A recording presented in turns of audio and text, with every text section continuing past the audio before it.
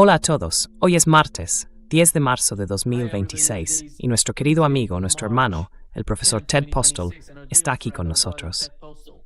Bienvenido de nuevo, Ted. Estoy muy contento de estar aquí. ¿Qué te espera pasar? Ted, déjame empezar con la guerra que está ocurriendo, la tristeza, la tragedia que se desarrolla en Oriente Medio, la guerra entre Estados Unidos e Israel por un lado y los iraníes por el otro. Están combatiendo entre sí, y hay mucho sucediendo en el campo de batalla.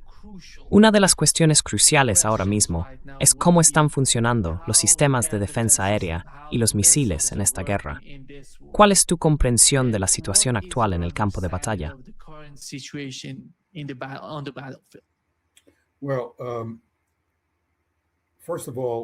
Bueno, ante todo, como sabes, tenía algunas suposiciones sobre cómo evolucionaría esta guerra.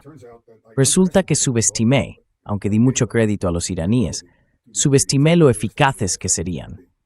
Me parece que han tenido un éxito espectacular en las primeras fases de esta guerra, a pesar de la predicción de que, por supuesto, sufrirían enormes daños por un feroz ataque occidental, básicamente de Estados Unidos e Israel. No esperaba que pudieran contraatacar con tanta fuerza y eficacia en los primeros días de la guerra.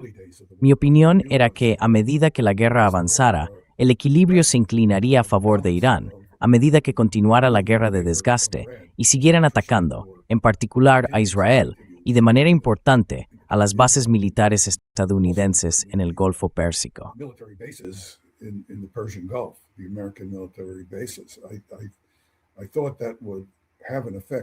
Pensé que eso tendría un efecto con el tiempo, pero no esperaba que fuera tan repentino.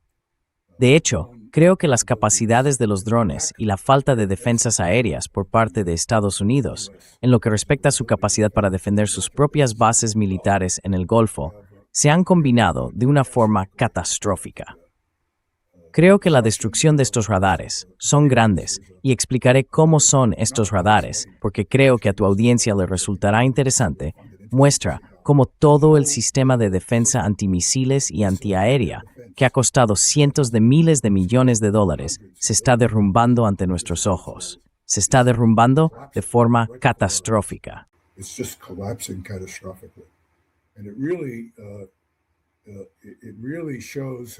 Y realmente demuestra lo vulnerables que son estas defensas frente a las contramedidas, tanto las activas, que destruyen elementos críticos del sistema, como las pasivas, como los señuelos. Hablaré un poco sobre eso. Pero básicamente diría que la defensa aérea de Israel ya no existe. Quiero decir, explicaré por qué. Y nunca fue eficaz, quiero subrayarlo. Creo que se ha cometido un gigantesco fraude contra la comunidad occidental por parte de la gente del ámbito de la defensa antimisiles en Estados Unidos. Y digo, comunidad occidental, porque incluyo no solo al público estadounidense, sino también a Japón, Corea del Sur y Europa Occidental, todos los cuales han invertido de forma poco sensata en estos sistemas de defensa antimisiles, y sufrirán las consecuencias si alguna vez necesitan intentar utilizarlos para defenderse.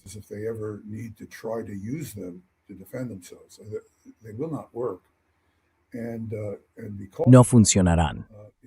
Y por eso es importante en la elaboración de políticas entender en qué se puede confiar y en qué no. Creo que gran parte del pensamiento político se ha basado en el malentendido de que estas defensas podrían desempeñar algún papel útil a la hora de tratar con posibles adversarios. Por ejemplo, en Corea del Sur, estuve en Corea del Sur hablando con ellos sobre el sistema de defensa antimisiles THAAD que les fue impuesto por Estados Unidos. Era muy impopular allí. De hecho, la razón por la que estuve en Corea del Sur fue porque personas del gobierno me llevaron para que diera charlas en su parlamento, y así lo hice. Fue una experiencia me impresionó mucho la seriedad del liderazgo en Corea del Sur.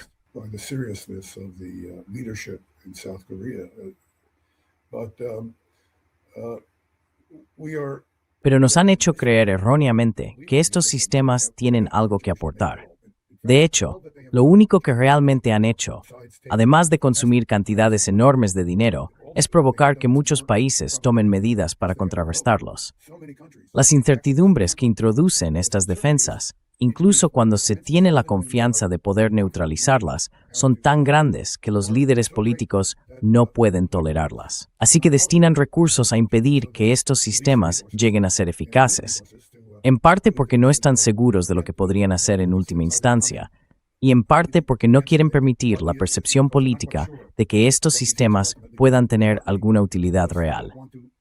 Entonces, ¿qué se puede hacer?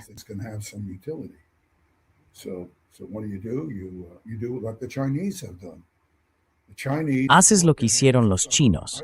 Los chinos se rindieron en cierto momento. Sospecho que fue cuando se desplegó el radar THAAD en Corea del Sur, porque hubo mucha presión y tirantez política por parte de China en relación con las unidades surcoreanas del THAAD.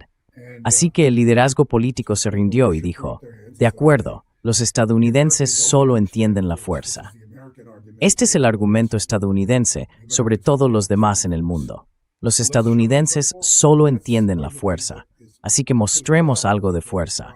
Y eso creo pudo haber sido alrededor de 2015, cuando el liderazgo político en China dijo, de acuerdo, pasemos de una fuerza nuclear de disuasión mínima a una fuerza nuclear con un número mucho mayor de misiles claramente lanzables, y empezaron a construir misiles basados en silos.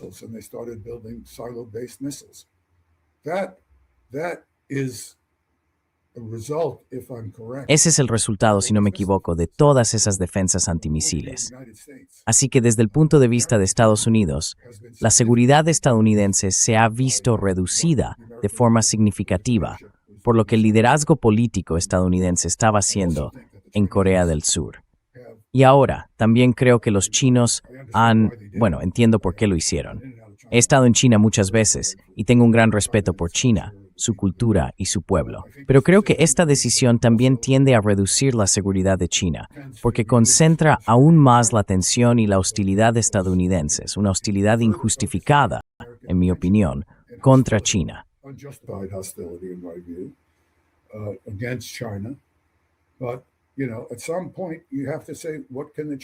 Pero ya sabes, en algún momento hay que decir, ¿qué pueden hacer los chinos?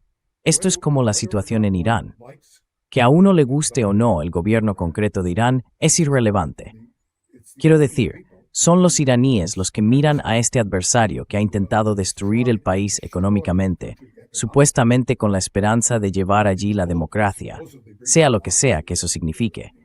Y sin embargo, el único efecto que ha tenido es causar un inmenso sufrimiento al pueblo iraní, un sufrimiento inmenso. Y uno mira la situación y piensa, si hablo como un iraní, no hay nada que podamos hacer. Nada de lo que hagamos puede apaciguar a estos estadounidenses locos y a los israelíes aún más locos. Están decididos a destruirnos.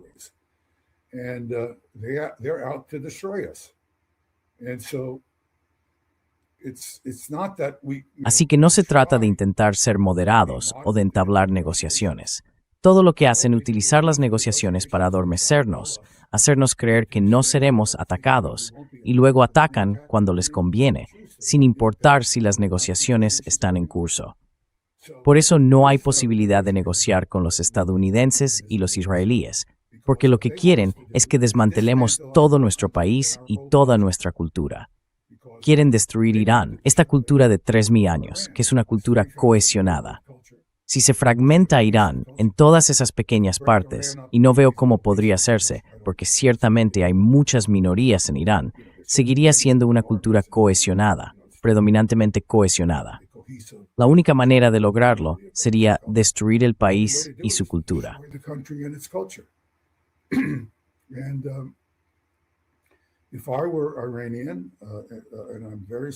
Si yo fuera iraní, y soy muy comprensivo con su punto de vista, no necesariamente con su gobierno, haría lo mismo que ellos.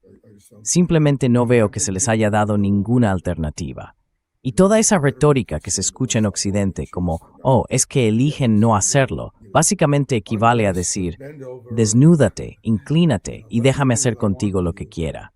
Eso no es aceptable para ellos, como no lo sería para casi ningún grupo de personas que tenga una cultura y sea capaz y esté dispuesto a comprender de forma cohesionada lo que está ocurriendo y a resistirse. Así que esto es inevitablemente el resultado del comportamiento estadounidense e israelí. Y creo que el resultado ya es visible, lo estamos viendo, pero vamos a ver mucho más en las próximas semanas y meses e incluso, quizá, en los próximos años. in the next weeks and months and maybe even years. I mean, we don't know. No sabemos cuál es la capacidad definitiva de Irán, pero hasta ahora parece muy considerable, muy considerable. Si podrá mantenerla o no, no lo sé. Mi suposición es que sí, porque los iraníes no solo se han estado preparando para esta guerra inevitable, y digo guerra inevitable no por ellos, sino por sus adversarios, sino que llevan preparándose para esto un par de décadas. Y ya sabes, es una gran cultura. Tiene una tradición de alta educación, así que una parte de la población en esa cultura llega a estar muy bien formada en tecnología moderna.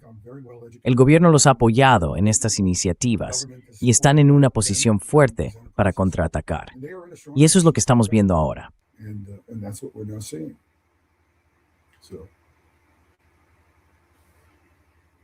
Ted, I think the question right now is Ted, creo que la pregunta ahora mismo es, ¿cómo ves el equilibrio entre los misiles y los sistemas de defensa aérea? ¿Y qué tan capaces son? ¿Cómo es el campo de batalla hoy? Porque las últimas noticias que hemos escuchado indican que Estados Unidos está trasladando el sistema Patriot y el sistema THAAD desde Corea del Sur al Oriente Medio. ¿Qué está ocurriendo? Yeah. What is happening? What is your Well, both of those understanding? systems produce no missile defense. Ambos sistemas no ofrecen una verdadera capacidad de defensa antimisiles, incluso cuando no están inutilizados. I have no way of knowing. Quiero decir, los Patriot tienen, no tengo forma de conocer las tasas de interceptación, porque todo lo que he visto al estudiar videos indica que la tasa de interceptación de los Patriot es muy baja, de unos pocos puntos porcentuales, quizá. Así que esto no marca ninguna diferencia. El sistema THAAD tampoco tiene una capacidad de interceptación real, aunque posee otros valores, como explicaré en breve. Debería señalar que dado el problema que Estados Unidos ha causado a Corea del Sur con los sistemas THAAD y Patriot, ha habido mucha tensión con China, que está muy preocupada por este despliegue en Corea del Sur. This buildup in South Korea. Given the trouble that the South Koreans, I can tell you, Dado el problema que esto causa a los surcoreanos, puedo decírtelo, porque ahora conozco a muchos surcoreanos, algunos de ellos en altos niveles del gobierno, deben de estar furiosos de que se les retiren estos sistemas, incluso si saben que no son muy eficaces. Han pagado un precio muy alto en su relación con China por haber tenido que aceptar estos sistemas impuestos por los estadounidenses. Y ahora los estadounidenses dicen, de acuerdo, adiós, nos los llevamos de vuelta. Así que las repercusiones políticas de la reacción surcoreana ante esto aún no se están. Bueno, habría que invitar a alguien como Chas Freeman para hablar del tema, porque aunque tengo contactos con surcoreanos, no tengo la sabiduría política ni la amplitud de miras que tiene alguien como Chas. wisdom and breadth that a guy like Chaz has. But I can tell you with my limited, much more limited. Pero puedo decirte que con mi comprensión política limitada, mucho más limitada, los surcoreanos deben de estar absolutamente furiosos por esta transferencia. Totalmente. Así que hemos dañado nuestra relación con los surcoreanos, aunque no era muy buena para empezar. No creo que los surcoreanos tengan mucha confianza en que Estados Unidos vaya a respaldarlos, sin importar lo que digamos. Y luego tenemos el problema del daño que los iraníes han causado a las bases militares estadounidenses en el Golfo Pérsico, lo que ha llevado a las naciones del Golfo a dar un paso atrás y preguntarse, ¿realmente queremos estas bases en nuestro territorio? Do we really want these bases on our territory? So, I won't be surprised. No me sorprendería que dentro de 5 años esas bases desaparecieran si los líderes políticos de los estados del Golfo Pérsico empiezan a presionar discretamente a los estadounidenses para que se retiren en los próximos 5 años o incluso en una década. Desde el punto de vista iraní, si ese es el resultado, sería un gran éxito, y ya estamos viendo su potencial. No diría que esté ocurriendo todavía, pero el potencial existe. Irán tuvo ese éxito con la notable eficacia de la mapeiro de drones que el gobierno contra los estadounidenses en el Golfo Pérsico.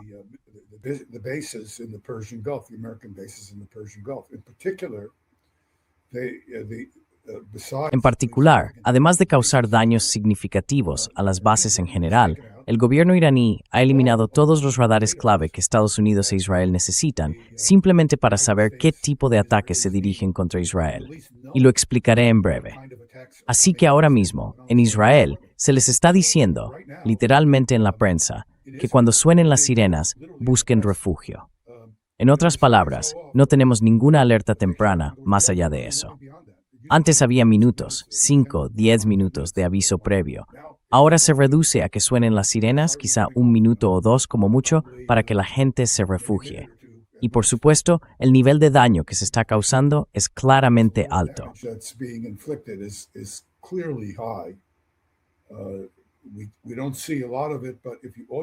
No vemos mucho de eso, pero basta con mirar al cielo sobre Tel Aviv o Haifa y ver los misiles que llegan y los destellos de las explosiones en tierra. Estos misiles son muy potentes porque muchos de los que vimos antes, como en la guerra de 12 días del 25 de junio, eran misiles iraníes antiguos. Básicamente, la estrategia, creo yo, consistía en lanzárselos a los israelíes, ver qué pasaba y hacer que gastaran algunos interceptores. Se ven muchos lanzamientos de Patriot, por ejemplo, incluso cuando no parecía haber objetivos disponibles. Puedo decirte a qué se deben esos lanzamientos. Estos misiles balísticos se desintegran. Son los antiguos, no los nuevos.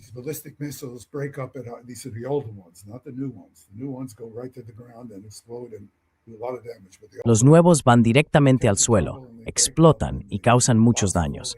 Pero los más antiguos tienden a dar vueltas, se rompen y hay muchos restos que caen.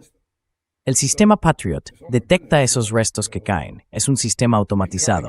Así que dice, Dios mío, aeronaves o blancos hostiles entrantes, y empieza a lanzar interceptores. Lo vimos en la Guerra del Golfo de 1991.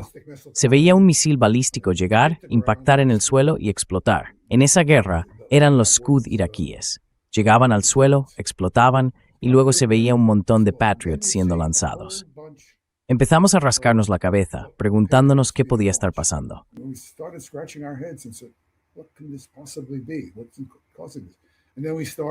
¿Qué está causando esto?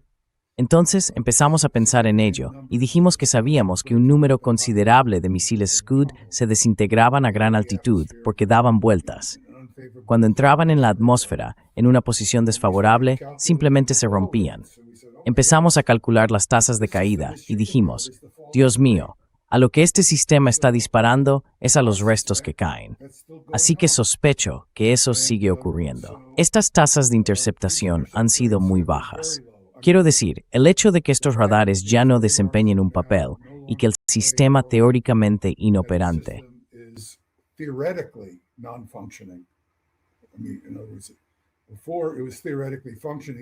Quiero decir, en otras palabras, antes funcionaba teóricamente, pero la eficacia era muy baja, quizá de unos pocos puntos porcentuales. Así que en términos prácticos, no creo que esto cambie mucho, pero en términos psicológicos, creo que sí cambia bastante.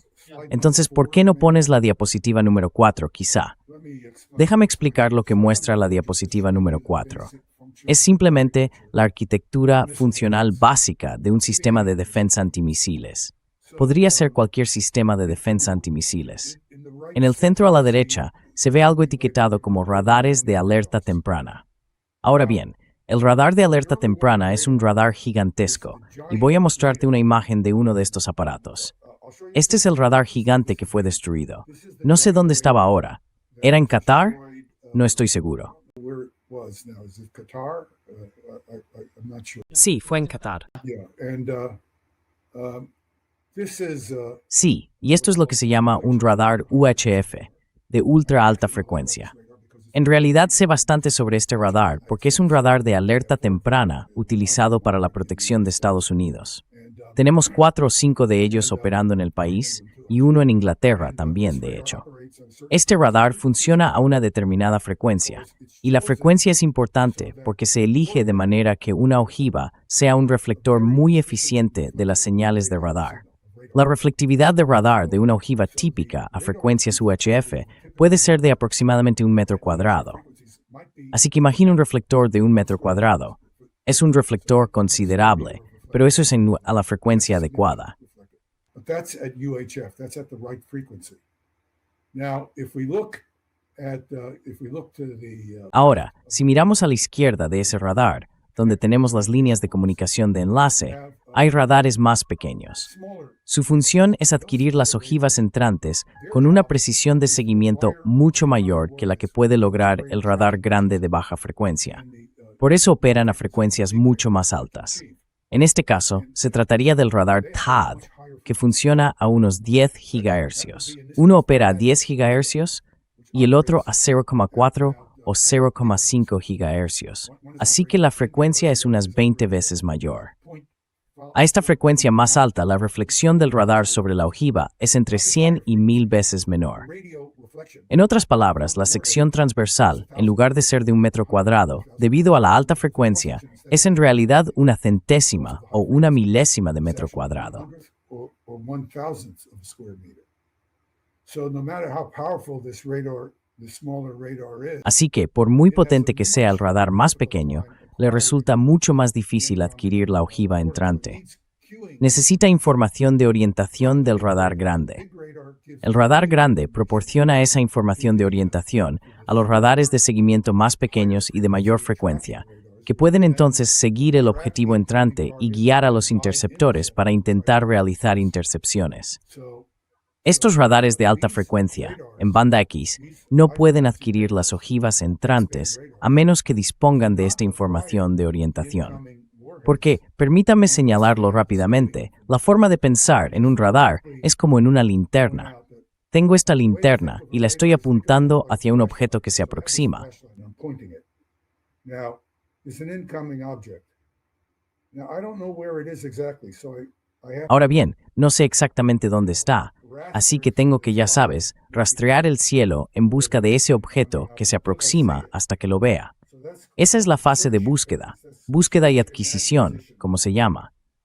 Eso lleva una cantidad enorme de tiempo porque estoy mirando distintos puntos en el espacio y tengo que mantener la observación el tiempo suficiente para que si el objeto está ahí, lo vea. No puedo simplemente barrer de pasada, así que requiere un esfuerzo prolongado. Pero si puedo acotar la ubicación, si recibo información de orientación, entonces ese radar puede concentrarse en la zona del cielo donde está el objeto que se aproxima y adquirirlo con mucha más facilidad. Sin esa información de orientación, puede que ni siquiera logre adquirir el objetivo. be able to acquire it at all, acquire the targets at all. So if you lose that big surveillance radar, which Así que, si pierdes ese gran radar de vigilancia, como nos pasó, Occidente lo perdió, de repente tus radares TAD no pueden adquirir objetivos. Estos radares TAD lo están pasando fatal, casi no funcionan. Y no se trata solo del radar TAD. slide 6, Pasemos a la diapositiva 6. Tienes estos buques de superficie y se supone que deben lanzar interceptores de misiles balísticos contra los objetivos entrantes. Supuestamente hay barcos frente a la costa, cruceros Aegis frente a la costa, y esos cruceros Aegis supuestamente están lanzando interceptores SM-6 y SM-3 contra esas ojivas entrantes para ayudar a proteger a Israel. at these incoming. Bueno, dudo que eso esté ocurriendo realmente, porque los interceptores son demasiado lentos si los barcos se mantienen a una distancia segura de Israel. If the ships are standing at a safe distance off Israel, and it's very doubtful that they would have the Y es muy dudoso que pudieran detectar las ojivas entrantes con suficiente antelación. La única forma en que podrían hacerlo sería si un radar TAD transmitiera información al buque Aegis, que tiene un radar aún más débil, para que pueda detectar las ojivas a mayor distancia. Así que, si observas este diagrama, verás en la parte inferior central algo etiquetado como sensor remoto. Ese es un radar TAD, y el radar TAD recibe información de orientación, sea de un satélite, hablaré brevemente de los satélites, o en el caso del Golfo Pérsico, de aquel gran radar que ahora ha sido destruido. Persian Gulf from this big radar that's now been destroyed. So the THAAD radar can't get queuing information from Así que el radar TAD no puede obtener información de orientación del gran radar. Y aunque tuviera esa información de orientación, cuando la pasa al barco, el barco aún no puede usar su radar para adquirir la ojiva entrante. acquire the incoming Así que todo esto es un desastre. whole mess. Y debo señalar que llevo hablando de esto desde hace una década o más. Todo está volviendo a pasar factura. Todas las consecuencias están llegando. Todo se está desmoronando porque cada decisión se tomó por motivos políticos, no técnicos. Entonces, ¿por qué tenemos estos patéticos buques Aegis que cuestan una fortuna y no pueden hacer nada en materia de defensa antimisiles? Cost a fortune and can do nothing in terms of missile defense. We have them because Ellen Tauscher, Los tenemos por Ellen Tauscher, esa mujer que formaba parte del Comité de Servicios Armados de la Cámara. missile defense. Le gustaba la defensa antimisiles basada en buques. No sabía nada del tema, te lo aseguro, porque tuve la desagradable experiencia de intentar tratar con ella. Te contaba cuánto dinero había ganado la primera vez que la conocías. Era una figura destacada en el Partido Demócrata. Y eso fue lo que llevó a la decisión de Obama en septiembre de 2009 de poner en marcha el sistema de defensa antimisiles Aegis de la Marina. Fue ella. No fue un análisis técnico serio. Fue esta mujer. Un fraude. Pero ya sabes, tenía mucho ego. Fraud. But, she had a lot of ego. And, the first time I met her, I was hoping for a friendly meeting. La primera vez que la conocí, esperaba un encuentro amistoso. Entró en la sala y me chamuscó las pestañas en cuanto abrió la boca. La persona más descortés con la que he tratado jamás. De hecho, me acusó de trabajar para los rusos. No le deseaba ningún mal, pero murió. Estoy seguro de que, si siguiera viva, ahora me acusaría de trabajar para los iraníes. Era una persona realmente desagradable, sin ningún sentido de... Quiero decir, su contribución iba a ser este sistema. No le dio a funcionaba o no, es su grutura. She didn't care whether it worked or not. This was her baby. And anybody who raised questions. Y cualquiera que planteara preguntas técnicas honestas, que pudieran respaldarse con un análisis real, era una amenaza. Desde el primer segundo en que me vio, me fulminó. Quiero decir, me atacó sin más. Y bueno, eso a mí me parece bien. No le tengo miedo. Tampoco le tenía miedo entonces, ya sabes. Pero así fue como se tomó una decisión monumental en la administración Obama. Por culpa de esta persona en el Congreso, con mucho ego, sin ningún tipo de comprensión técnica, pero con una idea fija que quería imponer. Y la administración Obama, todos estaban motivados políticamente. No le preguntan a nadie, ¿es una buena idea? Don't ask anybody about, is this a good idea? So they adopt it. Obama Así que lo adoptan. Ya sabes, Obama habla de este sistema. Quiero decir, deberías ver su declaración de 2009. Es una broma. Este es un sistema nuevo, tiene conceptos nuevos, es una nueva pirámide, pero no tiene ninguna capacidad en absoluto. El tipo está diciendo tonterías. Así que aquí ves el papel democrático. Y por supuesto, este sistema fue luego introducido en Europa. Como el Aegis Ashore, colocaron versiones de esto en Rumanía y Polonia que estaban claramente dirigidas contra Rusia. Cualquiera podía verlo. Y dijeron que, por supuesto, estaba dirigido contra Irán, porque se suponía que era para defender a Estados Unidos de esos misiles balísticos intercontinentales que aún no hemos visto de Irán, que supuestamente serían lanzados contra Estados Unidos.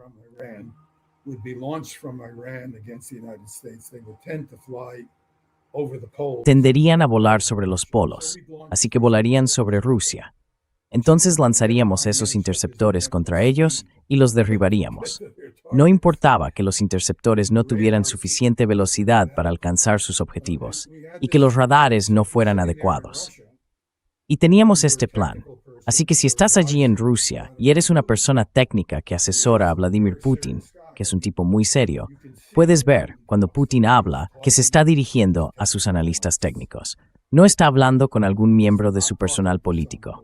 Quiero decir, obviamente tiene personal político, pero se nota que tiene una comprensión profunda de cómo funcionan o no estos sistemas por las declaraciones que hace.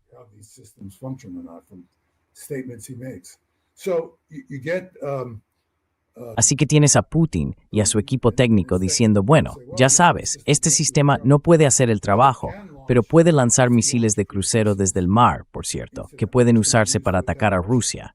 Y entonces los rusos empiezan a decir, ya sabes, este sistema no parece estar destinado a la defensa antimisiles, parece estar destinado a aumentar la potencia de fuego contra Moscú, un ataque de fuego con poca antelación. Y los estadounidenses dicen, oh, no, estáis equivocados. Y el reinicio ruso de 2009, que personas como Mike McFaul y Rose Gottemoeller, uso sus nombres intencionadamente para quienes no los conozcan, bueno, ellos dicen que fue porque Putin, ya sabes, era una persona difícil. Todo es culpa de Putin. Bueno, es culpa de ellos.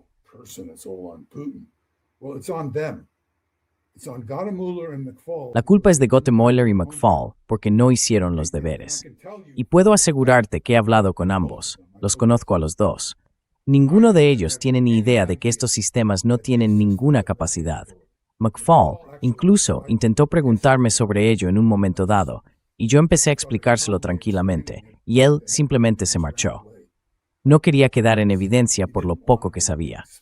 Así que estas personas estaban impulsando esto. Y ya sabes, McFaul les decía a los rusos que no había problema, que no debían preocuparse. Y tenían en marcha ese reinicio con Rusia.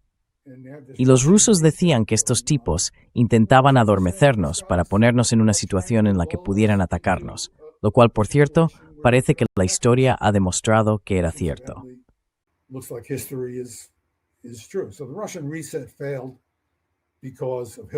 Así que el reinicio con Rusia fracasó por culpa de Hillary Clinton, Rose Gottemoeller, Mike McFaul y Ellen Tauscher.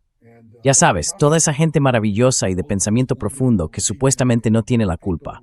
Siempre son los rusos, ya sabes, ese tipo, Putin, es tan malo, una persona tan malvada. Bueno, la verdad es que son unos completos analfabetos. Esa es la mejor manera de describirlos. De hecho, son peores, porque podrían haberlo sabido y deberían haberlo sabido. Así que mienten, unos analfabetos totales. Y así fue como fracasó el reinicio con Rusia. Siento entrar en esta parte de la historia, pero creo que es relevante. En fin, pasemos a la diapositiva 7. Let's go to slide 7, and I'll just show you. So if you look at this Y te lo voy a mostrar. Si miras este diagrama, puedes ver que he etiquetado la antena de radar Aegis. Sin entrar en detalles, la capacidad del radar depende de 3 parámetros importantes: el tamaño de la antena, la potencia radiada desde la antena y la sección transversal de radar del objetivo que intenta observar. Si la antena es más grande, puede recoger más señal reflejada. Ahí es donde importa el tamaño. Obviamente, si es más potente, si el haz de búsqueda es más intenso, se puede ver un objeto más tenue. Y si el objeto es un reflector muy pobre o muy bueno, eso determina si puede verse a mayor distancia o no.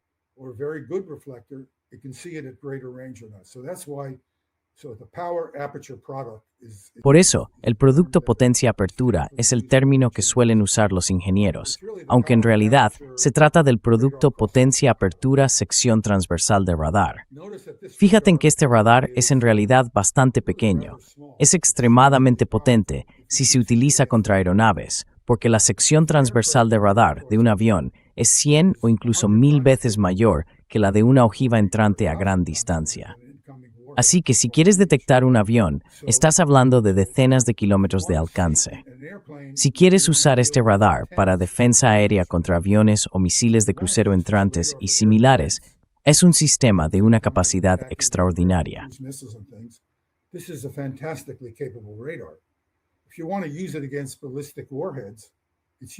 Si quieres usarlo contra ojivas balísticas, es inútil, simplemente no está a la altura de la tarea. Si pasamos a la diapositiva 8, tenemos otro radar aquí. Este es el radar THAAD. Había al menos 4 de estos radares operando en Oriente Medio, esos radares estaban guiados por... Pasemos a la diapositiva 9 y luego volveremos atrás. Si miras este gran radar a la izquierda, este gran radar con forma de pirámide, ese es el que fue destruido en Qatar. Fíjate en el patrón del radar, son Twetzal. Notice the diameter of the radar is 30 meters. It's got like a 750 square meter. Tiene un radio de unos 750 metros cuadrados. El tamaño de la antena, recuerden, el tamaño de la antena es importante. Cuanto más grande es la antena, más potencia tiene, porque la potencia tiende a ser proporcional al área debido al diseño de la antena. Es lo que se llama una matriz en fase. Así que el hecho de que sea más grande también significa que tiene más potencia. El producto potencia-apertura de este radar es fantástico en comparación con el radar más pequeño que se mostró en la diapositiva anterior, el que aparece como un recuadro debajo de aquí. Así que sí, ahí está. Pero volvamos a la diapositiva 9. Podéis ver, en la escala que hay junto a él, que se llama el FBX. Siento todos los cambios de terminología. Estas diapositivas provienen de años de presentaciones. Years of slides, and that's what the THAAD radar looks like. Y así es como se ve físicamente el radar THAAD en comparación con el tamaño del radar N-132 que fue destruido en Qatar. Como puedes ver, solo he hablado de forma cualitativa, pero todo está respaldado por cálculos que muestran que el sistema ya no es capaz de detectar ni seguir estas ojivas entrantes. Como resultado, no solo no puede lanzar interceptores, lo cual podría ser importante si de hecho la tasa de intercepción fuera alta, sino que la tasa de intercepción ha sido casi nula de todos modos. Así que eso no ha cambiado la intercepción, pero sí ha cambiado la situación de alerta temprana, porque los radares, si estás en Tel Aviv y el ataque se dirige a Tel Aviv, no a Haifa, pueden alertar a Tel Aviv para que la gente pueda ponerse a salvo. Tel Aviv, so people can take shelter.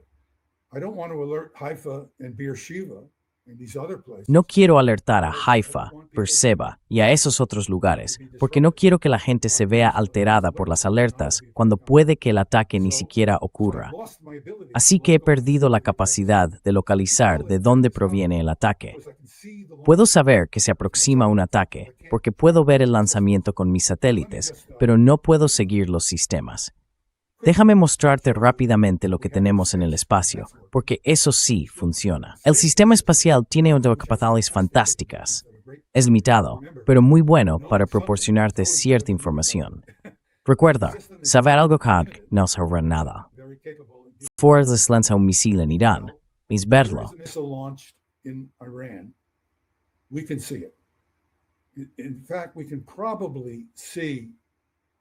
De hecho, probablemente podamos ver las estelas de los drones cuando se lanzan. Las veríamos con el satélite, porque el satélite es muy capaz. Cada uno de los drones tiene pequeños motores de cohete debajo cuando se lanzan por primera vez, solo para que alcancen velocidad, y podemos verlos. Eso no nos dice a dónde van, porque esos motores solo arden durante unos segundos. No tenemos ninguna capacidad de seguimiento. Es como si alguien encendiera un cigarrillo en una noche sin luna. Ves un poco de luz desde unos pocos kilómetros de distancia y luego se apaga. No sabes qué trayectoria van a seguir, ni siquiera si vienen hacia ti o van a otro lugar.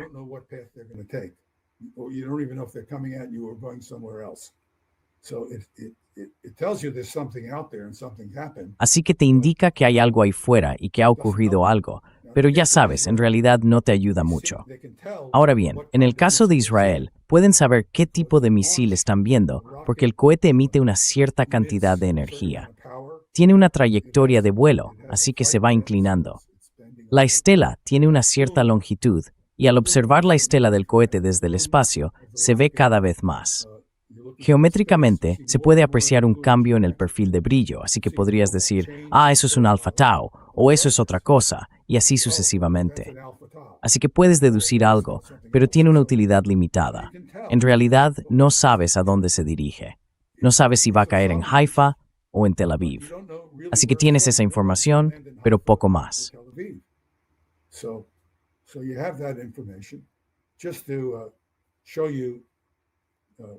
Solo para mostrarte de forma esquemática cómo es el satélite, vayamos a la diapositiva 11.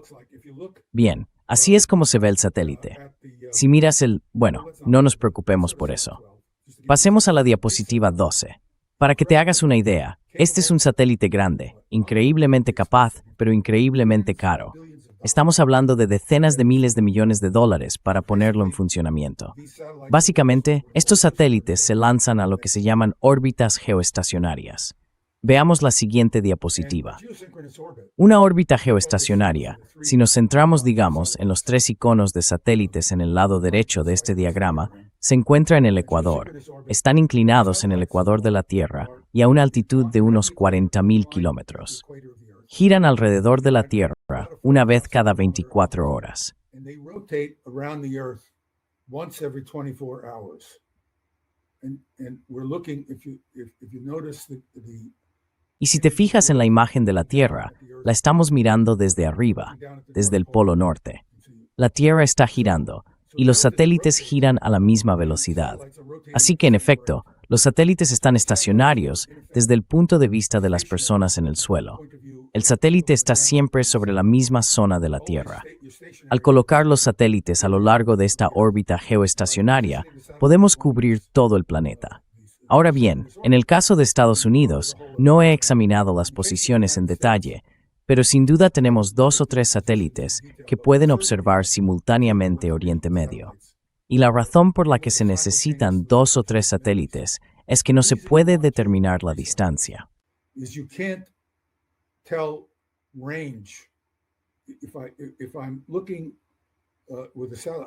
Si observo con un satélite, no puedo determinar la distancia. Así que, si tengo 2 satélites observando desde 2 direcciones diferentes, puedo encontrar el punto de intersección. Conozco la dirección en este caso, y la dirección en ese otro caso, y el punto de intersección me indica dónde está la ubicación. Ahora bien, el problema es que si hay más de 2, entonces obtengo imágenes fantasma. Por eso realmente quiero 3 satélites, para reducir el problema de las imágenes fantasma. Y como tenemos lanzamientos masivos, se necesitan al menos 3 satélites antes de poder saber siquiera qué se está observando. Estos satélites simplemente no son capaces, es por la ciencia fundamental y la óptica geométrica.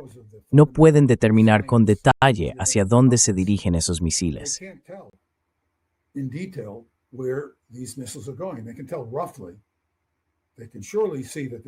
Pueden saberlo aproximadamente. Seguramente pueden ver que hay un grupo de misiles dirigiéndose hacia el sur, hacia Tel Aviv, Haifa o Beersheba, pero no saben dónde van a caer. El punto importante, pasemos directamente a la diapositiva 16, es que solo podemos ver la estela del misil. Una vez que el motor del cohete se apaga, no se puede ver nada con estos satélites. No tienen ninguna capacidad para ver nada. Así que el misil arde. En el caso de un misil Alpha Tom, sospecho que arde unos 120 segundos, quizá 100 segundos. Es un misil de 2 etapas. Y lo que se puede hacer, veamos la diapositiva 18, es observar el misil mientras está bajo propulsión. Este es un Minuteman, pero no importa.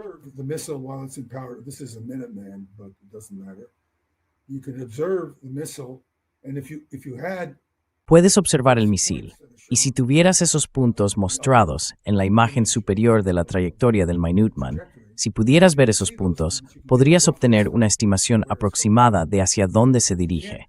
No puedes determinar el alcance, porque el alcance es muy sensible a los detalles de la velocidad. El lugar donde caerá este misil depende de manera muy sensible de la velocidad al final del impulso, y existen incertidumbres en esa velocidad. Así que, incluso si sabes que se dirige hacia Israel, med con precisión suficiente, etc. o en Beersheba o en Haifa. Por tanto, el sistema de latas se reduce a aquí viene un ataque galinges.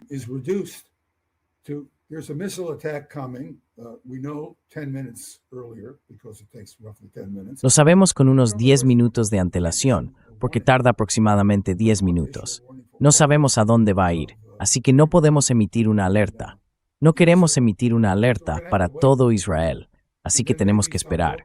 Entonces quizá algún radar local, tal vez uno que opere para David Sling o para Arrow, que son sistemas de muy corto alcance, detecte algo que se aproxima. Puede que detecte esos objetos a unos pocos cientos de kilómetros. Entonces se puede empezar a alertar a la gente en Tel Aviv o Haifa, porque se podrán seguir con suficiente precisión. Así que eso se reduce. Si se aproxima y se detecta por primera vez a unos 100 kilómetros de distancia, viaja a aproximadamente 3 kilómetros por segundo.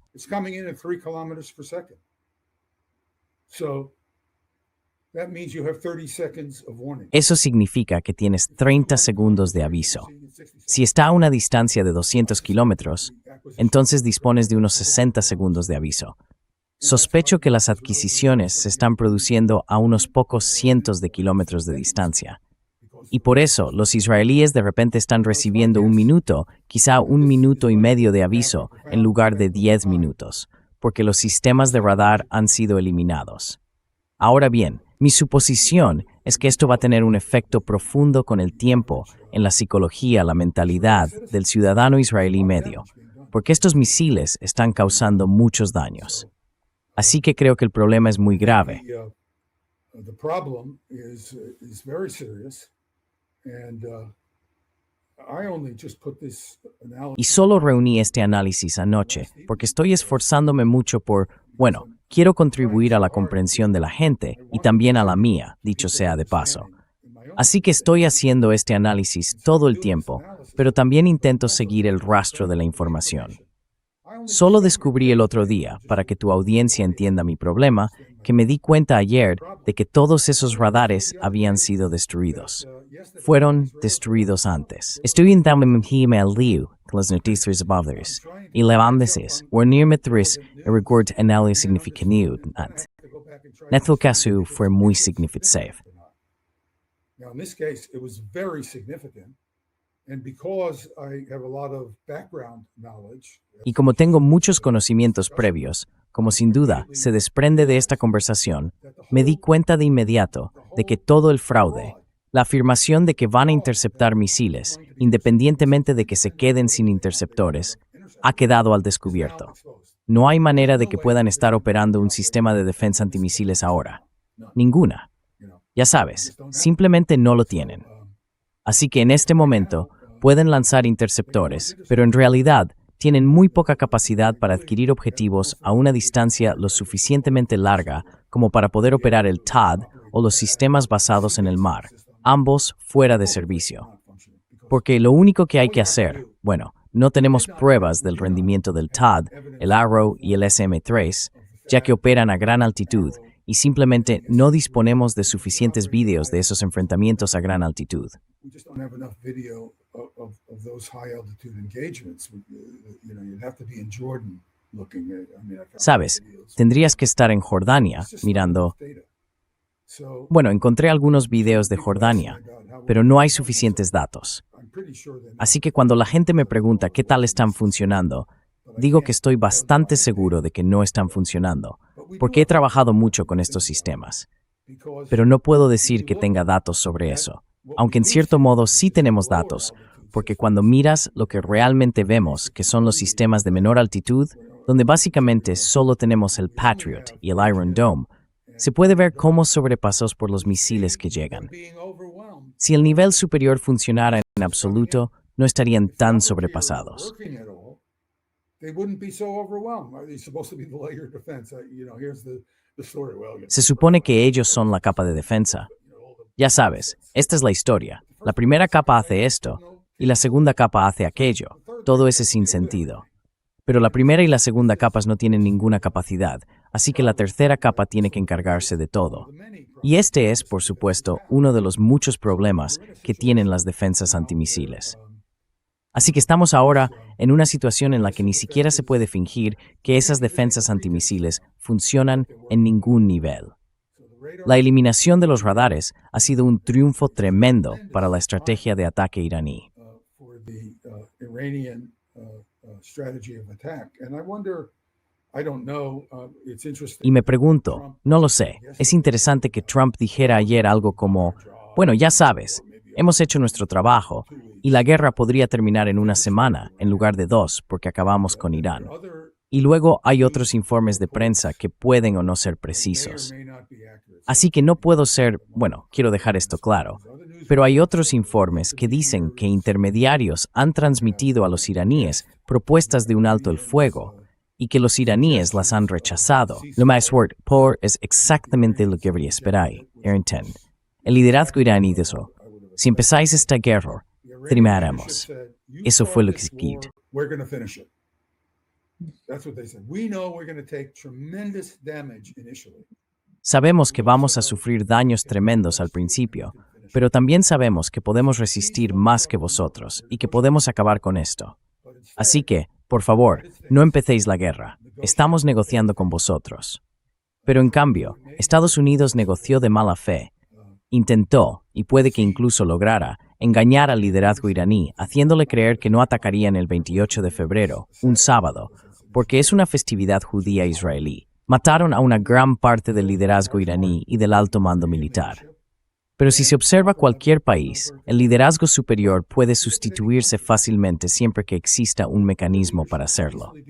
Y los iraníes llevan mucho tiempo preparándose para esto. And the Iranians have been preparing for this for a long time. The Ayatollah knew that he could be killed. El ayatolá sabía que podía ser asesinado y se preparó para ello. El gobierno estaba organizado de manera que otros pudieran asumir puestos de mando cuando y si fuera necesario. Si miras la historia de la Rusia soviética, Stalin, quiero decir, no creo que la gente se dé cuenta de qué monstruo fue. Asesinó al 90% de los oficiales generales y de alto rango del ejército soviético antes del comienzo de la Segunda Guerra Mundial, porque era un maníaco paranoico. No confiaba en ellos y quería que ese reinado de terror garantizara que todo el mundo obedeciera. Perdió a todos sus comandantes superiores. Y aún así, cuando tuvo lugar la Operación Barbarroja en 1941 y Alemania atacó a la Unión Soviética se steptrumbau a un steptautinol. The Soviet Union was collapsing at a fantastic rate. And yet, within a few months, Y sin embargo, en unos pocos meses, el liderazgo militar soviético contaba con generales que combatían a los nazis y que estaban entre los mejores de la guerra. Quiero decir, los alemanes y los estadounidenses tenían algunos generales muy buenos, pero los soviéticos tenían algunos fantásticos. El mariscal Zhukov puede que haya sido el general más importante de todos los generales de todos los países de la Segunda Guerra Mundial. Este tipo surgió de la nada. Ya sabes, lo habrían asesinado si hubiera ascendido a un nivel suficientemente alto antes. Así que si un país tiene una capacidad lo bastante profunda, hay personas que pueden asumir el control. En Barbarroja, al principio no había nadie al mando. Stalin estaba paralizado al principio. Tuvo que ser sostenido por miembros de su Politburó. Estaba tan conmocionado.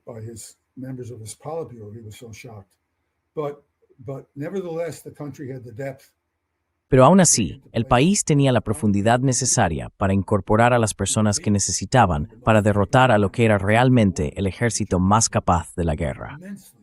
Los alemanes eran inmensamente competentes como fuerza de combate, increíblemente capaces, muy profesionales, muy competentes.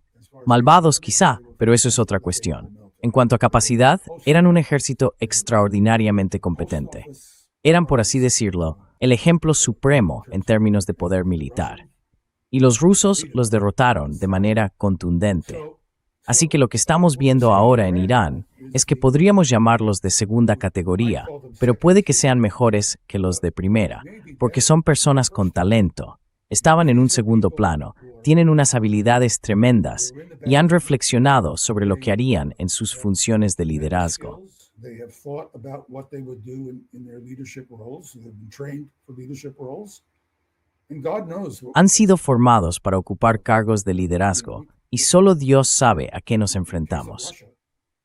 Sabes, en el caso de Rusia, hay muchas probabilidades de que la purga, aunque le costó muy caro a Rusia en la primera parte de la Segunda Guerra Mundial, sacara a la luz generales más capaces de los que habría tenido, porque era un ejército en tiempos de paz. Eisenhower tuvo que destituir a todo tipo de generales cuando Estados Unidos entró en la Segunda Guerra Mundial. Los generales eran todos burócratas que se dedicaban a tramitar papeles. Así que creo que Irán no es una entidad sin cabeza en este momento. De hecho, realmente no sabemos cuán capaz es su liderazgo, y creo que puede que el liderazgo actual sea mucho más competente que el que fue eliminado.